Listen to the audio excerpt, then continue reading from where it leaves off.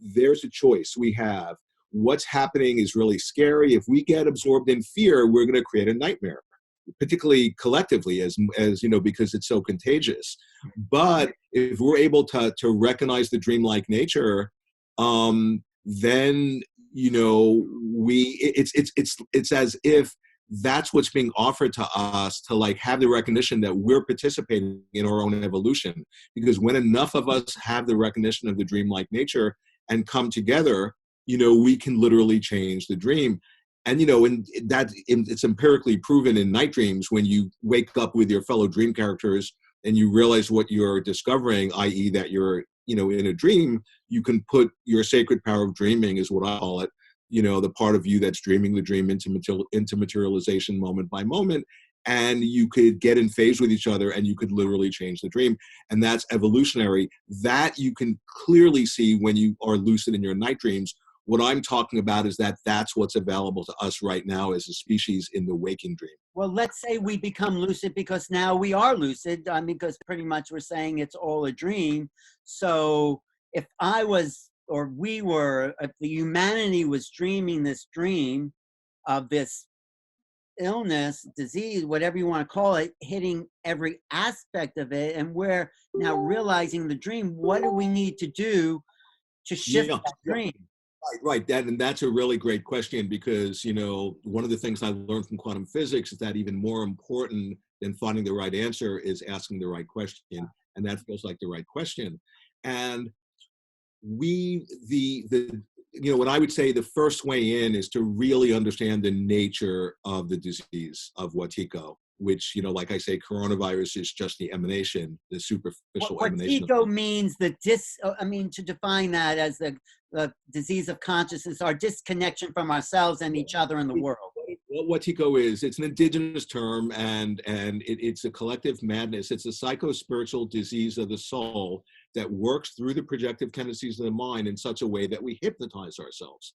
Use the example we're in now. The reality we thought, I guess, is what you're saying. Oh, everything's fine. We're moving along. The economy's building. Wall Street's up, where everyone's living their own separate lives, or we have enough food. I mean, this is the lie that we've been living, that everything was all right and it was going to be all right and it was going to keep being all right, because we weren't looking at everything, the interconnectedness, the underlying, the people suffering, the people without, you know, we weren't looking at all that. So that veneer has gotten pierced. That facade is no longer, you know, and it's like the veil, you know, between, oh, everything is fine, and the incredible insanity and evil that we have been complicit in acting out, you know. And notice that I'm not saying those people out there are evil.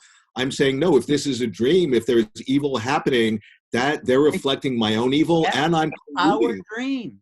We're all, exactly, we're co-dreaming. And so what I was describing about the way with Wetiko that you hypnotize yourself by the creative power of our own mind. So if you're in a dream, and if you see the dream a certain way, the dream, which is nothing other than your mind, will, like I was saying, will you know, reflect back your point of view, offer you the evidence, confirming that it's true. You then become entrenched and fixated in that viewpoint, see it more that way ad infinitum. That's, you know, clear when you see that, you know, if you're in a night dream, it's obvious. Now, what I'm saying is that becoming entranced by the creative genius of our own mind, that's at the source of Wetiko. That's what Wetiko is. We're these geniuses, and somehow this bug that doesn't even exist ultimately, it doesn't exist separate from our own mind, but we then entrance ourselves, put ourselves under a spell in which our genius, instead of creating the world we want to live in, that's, you know, based on who we're discovering ourselves to be, which is not separate, all of a sudden, instead of that, we've been creating a complete nightmare, a hell realm. You know, we've been creating and colluding in creating a collective psychosis.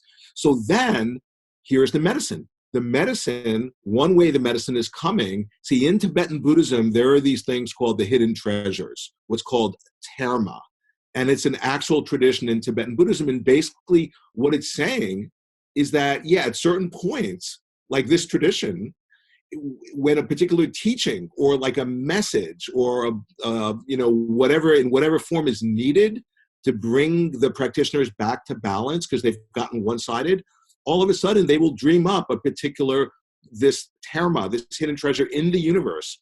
It will just unfold. They'll discover at exactly the right moment, the very teaching or blessed object or whatever the form it's taking of the treasure that they need, that will actually, oh, we take this in and we do this practice, or we, whatever the message is. It shows because obviously the medicine has shown up. We've been out of control, out of touch with the environment. You know, now that there's less cars and factories, the air is getting cleaner, the water's getting cleaner. I mean, things are changing because in a few days, it's unbelievable. So then here's quantum physics, and I'm pointing out that quantum physics is sort of a modern day analog of terma, of the hidden treasure tradition. Now, terma, it's like a vitamin that when we get sick, think about it, the dream world that we're in will then secrete a vitamin that we need to heal our sickness, or it will secrete this medicine. What's happening. It's the virus has been secreted.